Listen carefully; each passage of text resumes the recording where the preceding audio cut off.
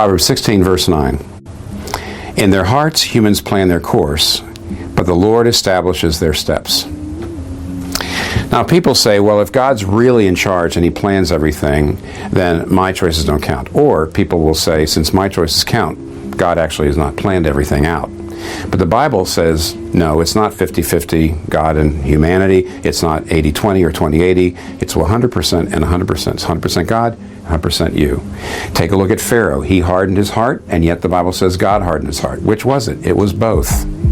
Look at Acts 27. Paul says, God has told me that no one on this ship is going to die in this storm. And yet when the sailors try to go off into the lifeboat, he says, you better stay on here or we're all going to die. Do our choices matter? Yes. Is God totally in charge? Yes. And you know what's great about that? For me, it means on the one hand, if I thought everything was determined so that my choices didn't matter, I'd have no incentive to plan, to work, to make any effort.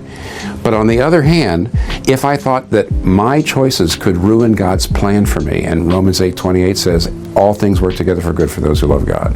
If I thought I could ruin his plan for me, I would be afraid to get out of bed in the morning. But this wonderful paradox by which Jesus Christ himself died, because he died by the foreordination of God, and yet he died because people crucified him and they were responsible for it. Jesus died and saved us through this paradox. Now I can live through this paradox, which is what I do counts, and yet God is working all things for my good and his glory. I can rest in that and yet still have every incentive to do everything with every fiber of my being for his glory.